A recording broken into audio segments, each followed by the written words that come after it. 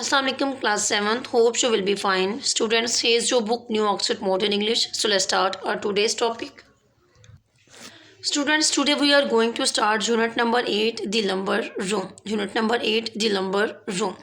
Lumber room mean बेकार चीज़ों का कमरा या आप इसको कह सकते हैं काठ कुबाड़ का कमरा. First of all, we will read the words and their meanings. Words हैं जी हमारे पास aunt by assertion, the lady who called herself is aunt. Next है जी डिप्राविटी.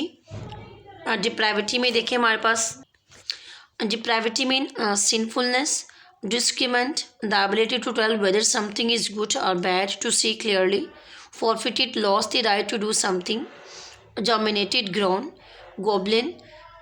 गॉब्लिन है हमारे पास mischievous, ugly demon, illumination, light, improvise, makeup, quickly, in a tight corner, in a dangerous position, trapped, keep to heel, keep under control, obstinacy, stubbornness, overindulged in, enjoyed too much, pot, taken, eaten, taken ashore in something, punitive, meant to inflict punishment, quaint, attractively old-fashioned, rigorously debarred, strictly not allowed to take part, sauntered, walked in a leisurely way, seemingly frivolous, apparently silly, who never heard of a frog in one's plate, tacticians, one who uses tactics, clever means to great effect, whence, from which place, yield, given in.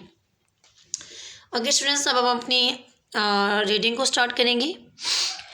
The children were to be driven as a special treat to the saint at Jagboro's. हम जब story start करें तो हमें पता चल रहा है कि बच्चों को ले जाया जाना था एक ख़ास ज़ियाफ़त के तौर पे. उन्हें आप ये भी कह सकते हैं कि उन्हें उनके लिए ये ख़ास इनाम था. टू दी सेंट्स एट जैकबरो, ये एक जगह का नाम है जैकबरो. सेंट्स मीन आप ये भी कह सकते हैं an area covered with sand, a beach. उन्हें जैकबरो के साहिल पर लेके जाया जाना था. बच्चों के लिए ये एक ख़ास ज़ियाफ़त थी या उनके लिए एक ख़ास तोहफ़ा था. Nicholas was not to be of the party. हम रीडिंग से हमें पता चल रहा है कि निकोलस एक बच्चे का नाम है या एक चाइल्ड का नाम है जो कि उस पार्टी का हिस्सा नहीं था. क्यों हिस्सा नहीं था? क्योंकि ही वॉज इन डिसग्रेस, वो ज़ेरे अताब था. मीन उसने कोई ऐसा एक्ट किया था जिसकी वजह से वो उस पार्टी का हिस्सा नहीं था, उसको सज़ा के तौर पर उसमें शामिल नहीं किया गया. Only that morning he had refused to eat his bread and milk on the seemingly frivolous ground. Seemingly frivolous ground mean कि apparently silly, बज़ाहिर देखे जाने में जो बात अहमकाना हो या बेवकूफ़ हो उसको वो बयान कर रहे हैं. That there was a frog in it, कि उसने उसी सुबह नाश्ते की टेबल पे उसको नाश्ते में जो ब्रेड एंड मिल्क दिया गया उसने वो खाने से इनकार कर दिया क्योंकि उसका कहना था कि उसके ब्रेड और मिल्क में एक फ्रॉग पाया जाता है, एक मेंढक पाया जाता है, जो कि बज़ाहिर बहुत ही अहमकाना बात थी. Older and wiser and better people had told him that there could not possible be a frog in his bread and milk. जैसा कि वो कह रहे हैं कि मुझे बड़े जो बुज़ुर्ग लोग होते हैं उन्होंने, समझदार लोगों ने और बेहतर लोगों ने बताया कि ऐसा पॉसिबल नहीं है कि मेरे ब्रेड और मिल्क में एक फ्रॉग पाया जा सके, ये मुमकिन ही नहीं है. And that he was not to talk nonsense, और ये कि उससे अहमकाना बातें या फजूल बातें नहीं करनी चाहिए. ही कंटिन्यूड, उसने जारी रखा. नेवरथलेस, इसके बावजूद, ये बात सुनने के बावजूद, to talk what seemed to be nonsense, मतलब कि जो कि उसके ख्याल में बिल्कुल ही अहमकाना बात है, लेकिन उसने उसी बात को जारी रखते हुए and describe with much detail the colour and markings of the एलिज्ड frock. उसने क्या करना शुरू कर दिया? डिस्क्राइब किया, डिटेल बताने लग गया उस फ्रॉक की, उसका कलर कैसा था, और वो जो सोच रहा था उस फ्रॉक के बारे में या जो मुबैना तौर पर उस वक़्त मौजूए बहस था, उसने उसकी मार्किंग्स वगैरह बताना शुरू कर दी कि उस पर जो दाग धब्बे वगैरह हैं वो कैसे हैं या कितने हैं. The dramatic part of the incident was that there really was a frog in Nicholas basin of bread and milk. वो कहते हैं कि जो ड्रामाई अंदाज था उस वाक़े का वो ये था कि उस वक़्त वाक़या ही जो उसका निकोलस का बेसिन था, बेसिन मीन के कोई बाउल हो या रकाबी हो जिसमें वो ब्रेड और मिल्क अपना खा रहा था, उसमें वाक़ईतन एक फ्रॉग मौजूद था, एक मेंढक मौजूद था। He had put it there himself, क्योंकि उसने उसे खुद उसमें डाला था, इसलिए वो बता रहा था उसके बारे में सारी डिटेल उन सबको। So he felt entitled to know something about it, और सो वो उसके ख्याल में या उसने सोचा था कि वो मुस्तहिक है कि वो उसके बारे में जाने, फ्रॉग के बारे में खुद भी जाने और सबको उसके बारे में डिटेल बताए। The scene of taking a frog from the garden and putting it into a bowl of bread and milk was discussed at great length, but the fact that stood out clear is the in the whole affair as it presented itself to the mind of Nicholas was that the older, wiser and better people had been proved to be profoundly wrong. Nicholas ने जो गलती की कि उसने frog garden से उठाया और अपने ब्रेड एंड मिल्क वाले जो बाउल है, बाउल होता है कि एक राउंड कंटेनर जिसमें हम कोई भी चीज़ डालते हैं तो उसको हम यूज़ करें, उसने अपने बाउल में जो ब्रेड और मिल्क वाला बाउल था उसमें खुद उसने अपने बाग से एक फ्रॉग लाया, उसमें डाला। उसकी इस गलती को ब्रेकफास्ट की टेबल पे बहुत ज़्यादा डिटेल में डिस्कस किया गया, लेकिन एक वाक़या या एक फैक्ट, एक अमर जो उसके सामने क्लियर हो गया। इस तमाम वाक़ये के दौरान एक ऐसी बात उसके सामने क्लियर हुई जो कि उसके दिमाग में भी बिल्कुल वाज़ह तौर पे मौजूद थी कि वो जो तमाम बूढ़े बुज़ुर्ग लोग या जो समझदार लोग या जो बेहतर लोग कहते थे, वो सामने नज़र आते आते भी गलत साबित हो गया। उससे उन सब लोगों ने बोला था कि ये मुमकिन ही नहीं कि समझदार लोग कहते हैं कि ब्रेड और मिल्क वाले बाउल में फ्रॉग खुद से नहीं आ सकता। अब वो कहता है कि ये बात भी गलत साबित होगी क्योंकि मेरे जो ब्रेड एंड मिल्क वाला बाउल है उसमें फ्रॉग मौजूद था। You said there couldn't possible be a frog in my bread and milk. There was a frog in my bread and milk. He repeated. वो कहता है कि आप कह रहे थे कि ऐसा पॉसिबल नहीं है कि ब्रेड और मिल्क वाले बाउल में फ्रॉग चला जाए, जबकि मेरे तो ब्रेड और मिल्क वाले बाउल में फ्रॉग मौजूद है। उसने रिपीट किया विद द इंसिस्टेंस, उसने इसरार के साथ इस बात को रिपीट किया। ऑफ अ स्किल्ड टेक्नीशियन, एक ऐसे मतलब कि उसने ट्रिक्स को यूज़ किया और उसने इस बात पे इसरार भी किया। Who does not intend to shift from favourable ground, और वो किसी भी उसका कोई भी इरादा नहीं था कि वो उस बात को ऐसे ही जाने देता, बल्कि वो उस बात को ज़्यादा डिटेल में करने का इरादा रखता था। So his boy cousins and girl cousins and his quite uninteresting younger brother were to be taken to Jagborough Sands that afternoon and he was to stay at home. So क्या हुआ, punishment के तौर पे उसके जो लड़के cousin थे और लड़की कज़न थी, और उसका मतलब कि वो कहते हैं कि जो उसका भाई जिसको वो अनइंटरेस्टिंग कहता है, गैर दिलचस्प के नाम से उसको वो पुकारता है, वो कहता है कि उसे भी उस जैकबरो के शहर पर लेके जाना था उस दोपहर, जबकि वो उसने घर पे रहना था। हिज कज़न्स आंट, उसकी cousin's aunt who insisted in styling herself his aunt also, जो कि खुद को उसकी आंट भी कहलवाती थी, had hastily invented the Jagborough expedition in order to impress on Nicholas the delight that he had justly forfeited by his disgraceful conduct at the breakfast table.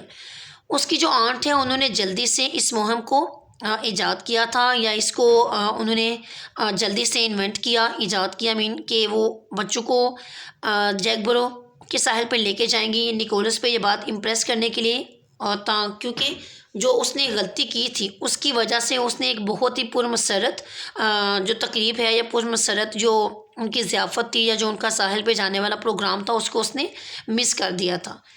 It was her habit, अब वो बता रहे कि ये हमारी aunt की आदत थी। One ever one of the children fail from grace, कि कोई भी बच्चा जब कोई ऐसा काम करता जो शर्मिंदगी वाला होता, जो बाहर से शर्मिंदगी होता, to improvise something of a festival nature from which the offender would be rigorously debarred, तो वो क्या करती थी, जब कोई बच्चा गलती करता तो उसकी इस गलती को सुधारने के लिए वो एक ऐसा प्लान तरतीब देती थी, एक ऐसी ज़ियाफ़त तरतीब देती थी ताकि गलती करने वाला उसमें बिल्कुल भी और उसमें गलती करने वाला बिल्कुल भी शामिल नहीं होता था, उससे अलाउड नहीं होता था कि वो उसमें शामिल हो सके। If all the children सिंड collectively they were suddenly informed of a circus in a neighbouring town, अगर तमाम के तमाम बच्चे कोई गलती करें तो उन्हें अचानक से एक ऐसी सर्कस के बारे में बताया जाता जो कि उनके साथ वाले गाँव में होती, a circus of unrivalled merit to which but for their depravity they would have been taken that every very day, और वो सर्कस ऐसी होती जिसमें उन तमाम बच्चों को उसी दिन लेके जाया जाना था और वो फिर उनको नहीं लेके जाती थी। क्यों? क्योंकि उन्होंने वो गलती की थी, इस वजह से वो उसमें जाने से महरूम रह जाते थे। A few decent tears were looked for on the part of Nicholas. मतलब कि निकोलस की तरफ से थोड़े बहुत आंसू का इजहार देखने में आया. When the moment of the departure of the expedition arrived, कि जब उस मोहम की रवानगी का वक्त आया तो उस वक्त उसकी आंखों में बहुत थोड़े से आंसू थे. As a matter of fact, जबकि रियलिटी में however all the crying was done by his girl cousin, ज़्यादा रोना उसकी गर्ल कज़न की तरफ से हुआ. who scraped her knee rather painfully against the step of carriage as she was scrambling in. वो कहते हैं कि जब वो कैरिज में चढ़ने लगी तो उसके साथ रगड़ लग के उसके घुटना छिलने गया तो उसकी वजह से उसने चीखना चिल्लाना शुरू कर दिया. हाउ शी डिड हाउल, वो कैसे कराह रही है. सेड निकोलस चेयरफुली, उससे अब मज़ा आने लगा जब उसने देखा कि उसकी कज़न को लगी और वो रोने लगी तो उसने खुशगवार अंदाज में बोला. As the party drove off without any of the high spirits that should have characterised it. वो कहते हैं कि जो उनकी पार्टी है वो इतनी ज़्यादा हाई स्पिरिट्स वाली नहीं होगी, वो इतनी खुशगवार नहीं होगी जैसे कि इसे होना चाहिए. निकोलस सोच रहा है या कह रहा है. She'll soon get over that said the self styled aunt, उसकी सेल्फ स्टाइल्ड आंट ने बोला मतलब कि वो बहुत जल्दी इसको कवर कर लेगी. It will be a glorious afternoon for racing about और दोज ब्यूटीफुल सैंड्स. वो कहते हैं कि उन खूबसूरत साहिल पे आज की जो रेस होगी वो बहुत ज़्यादा शानदार होगी. How they will enjoy themselves, वो सारे खुद में कितना इंजॉय करेंगे. अब आंट उसको एहसास दिलाने के लिए जो उनकी वहाँ पे जाने साहिल पे जा रहे हैं बच्चे उनकी सैर के हवाले से वो सारी बातें उससे बता रही हैं. Bobby won't enjoy himself much and he won't race much either, said Nicholas with a grim chuckle. His boot are hurting him they are too tight. वो कहते हैं कि बॉबी, उसने एक लड़के का नाम लिया जो कि सैर के लिए जा रहे थे. वो कहते हैं कि वो इंजॉय नहीं करेगा और ना ही वो रेस कर सकेगा क्योंकि निकोलस ने बोला एक विद अ ग्रिम चुकल, उसने एक चुपती हुई आवाज़ में बोला क्योंकि उसके जो बूट हैं वो उसको हर्ट कर रहे हैं. दे आर टू टाइट, वो बहुत ज़्यादा सख्त है. Why didn't he tell me they were hurting, asked the aunt. Aunt ने उससे पूछा कि उसने मुझे क्यों नहीं बताया कि उसके शूज़ उससे हर्ट कर रहे हैं या टाइट हैं. He told you twice but you weren't listening. You often don't listen when we tell you important things. अब वो कह रहे हैं कि आपने उससे नहीं सुना. बट उसने आपको बताया 2 बार लेकिन आपने नहीं सुना. अब वो यहाँ पे ये भी बताना चाह रहा है कि शायद वो बच्चा अपनी आंट को या वे तमाम बच्चे अपनी आंट को कुछ बातें बताते हैं जिनको वो सुनती नहीं है, शायद वो उन पर तवज्जो नहीं देती. You are not to go in to the gooseberry garden. आप मुझसे कह रही कि तुम गूसबेरी गार्डन के घर में ही कोई गार्डन है जिसमें वो उसको जाने से मना कर रही है. सेड दी आंट ने बोला कि तुम वहाँ नहीं जाओगे. चेंजिंग द सब्जेक्ट, अब उसने सब्जेक्ट को चेंज कर दिया. वाई नॉट, बिल्कुल नहीं. डिमांडेड निकोलस, क्यों नहीं, निकोलस ने डिमांड की. Because you are in disgrace, said the aunt loftily. Aunt ने पुरजोर अंदाज में बोला कि तुम नहीं जा सकते क्योंकि तुमने गलत काम किया है, तुम सज़ा में हो, इसलिए तुम वहाँ पे नहीं जा सकते. Nicholas felt perfectly capable of being in disgrace and in a gooseberry garden at the same moment. Nicholas ने खुद को बिल्कुल परफेक्ट किया, मान लिया कि उसने गलती की है. And in a gooseberry garden at the same moment, और उसने ये भी तस्लीम कर लिया कि वो ऐसा नहीं करेगा. His face took on an expression of considerably obstinacy.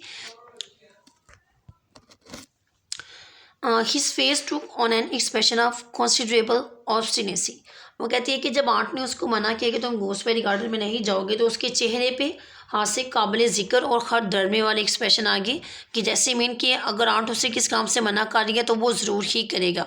It was clear to his aunt, ये अब उसकी आंट को वाज़ह तौर पर यकीन हो चुका था that he was determined to get in to the gooseberry garden, कि उसका पुख्ता इरादा है या वो इरादा रखता है कि वो गूसबेरी गार्डन में ज़रूर जाएगा. Only as she remarked to herself, उसने ख़ुद को रिमार्क दिया या ख़ुद को उसने तसल्ली दी या कोई भी बात खुद से कही. Because I have told him he is not, तो वो कहती है कि अब मुझे यकीन है कि वो लाजमी जाएगा क्योंकि मैंने उसे इस काम से मना किया है, तो उसे जिस काम से मना किया जाए वो लाजमी ही करता है. स्टूडेंट्स, ये हमारा आज का टॉपिक था जिसमें हमने पेज नंबर 95 और 96 की रीडिंग को कंप्लीट किया. आप इसको 2 या 3 बार दोबारा सुनेंगे ताकि आप इसको बेटर तरीके से अंडरस्टैंड कर सकें. Okay students, take care of yourself and अल्लाह हाफिज़.